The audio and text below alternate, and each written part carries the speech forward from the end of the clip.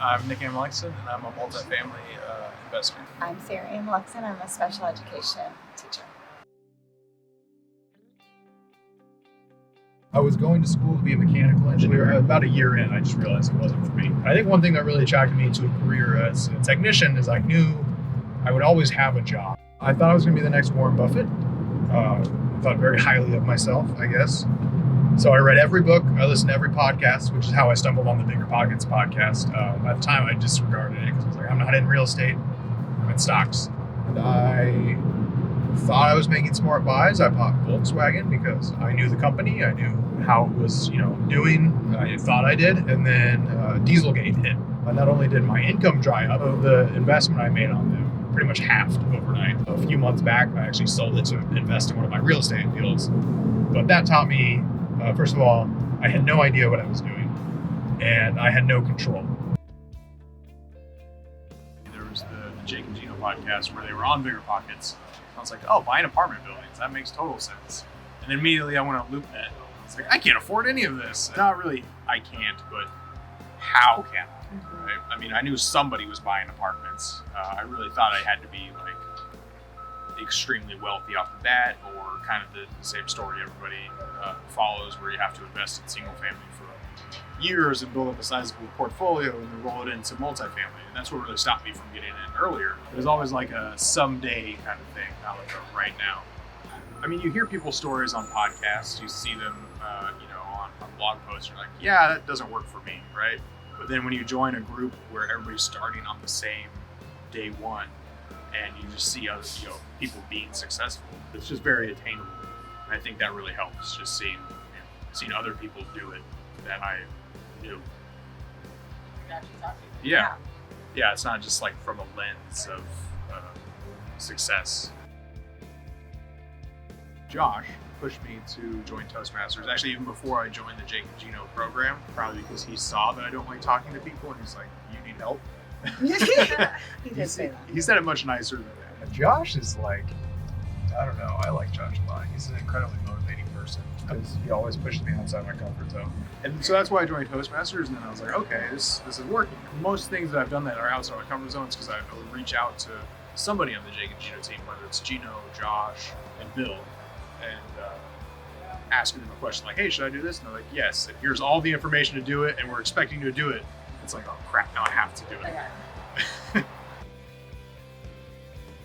Why not try it? I had listened to Jake and Gino for years. I'd wanted to take the step. I'd actually reached out to Gino a couple of times throughout the years asking questions, and he would always return my email on there. And I was like, oh, this guy is a real person. And then seeing them on stage and in the audience at Multifamily Mastery 2 it solidified for me that they actually cared about like people who were there.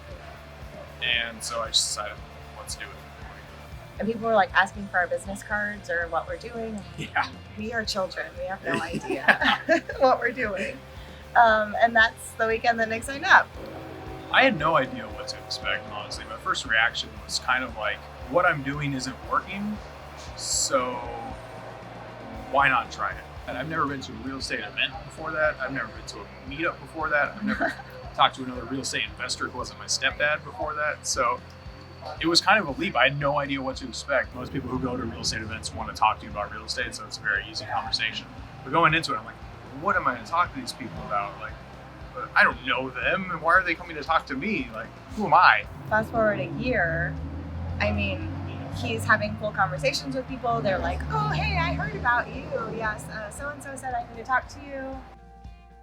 Talking with Gino on our first call, we kind of had a plan for 2 to 5 years, right? And I was thinking 5 years, I'd be lucky to transition out of my career.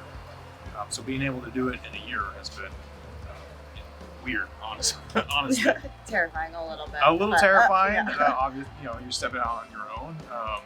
Luckily, I've made really good connections and met some really amazing people, which has helped accelerate that. It's a night and day difference. I get to wake up with Sarah instead of leaving when she wakes up. I get to take the kids to school. I get to have breakfast with my daughter. I mean, I love that Nick is home.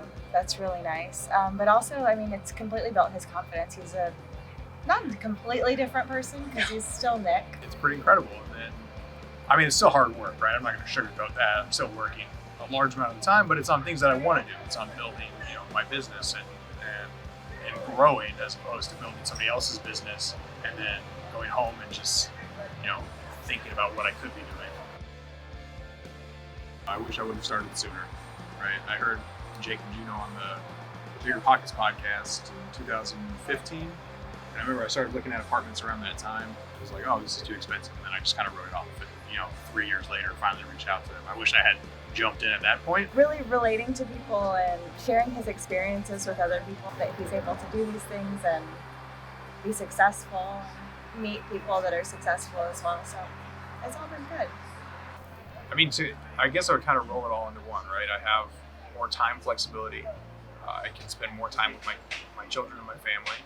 And then I'm actually building something where I have a direct impact on what it can do and how far it can grow. And I think that's awesome. My thoughts now are really, how far can we take this?